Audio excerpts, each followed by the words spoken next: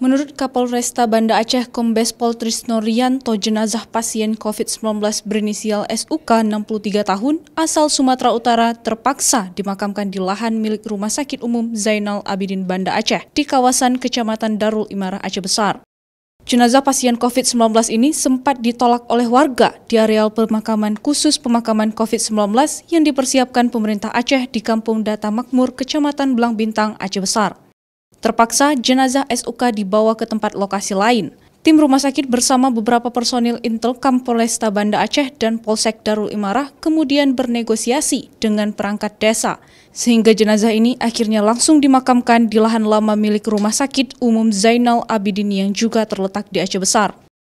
Dan akhirnya kita melakukan koordinasi via rumah sakit dan Kapolsek dan kecil yang ada untuk bisa memakamkan jenazah ini. Dan sehingga kita melakukan kegiatan cek lokasi dan ada tempat, kemudian ya langsung dengan inisiatif karena sudah menjelang sore, anggota langsung melakukan penggalian ya sampai selesai dan kemudian dikuburkan di situ dengan koordinasi dengan pihak rumah sakit. Sementara itu, SUK meninggal di Rumah Sakit Umum Zainal Abidin Banda Aceh pada hari Rabu kemarin. Pasien positif COVID-19 ini sebelumnya mempunyai riwayat perjalanan dari Sumatera Utara ke wilayah Aceh Besar.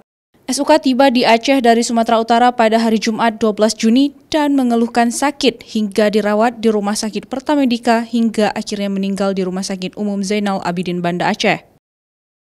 Mustajab, Kompas TV, Banda Aceh.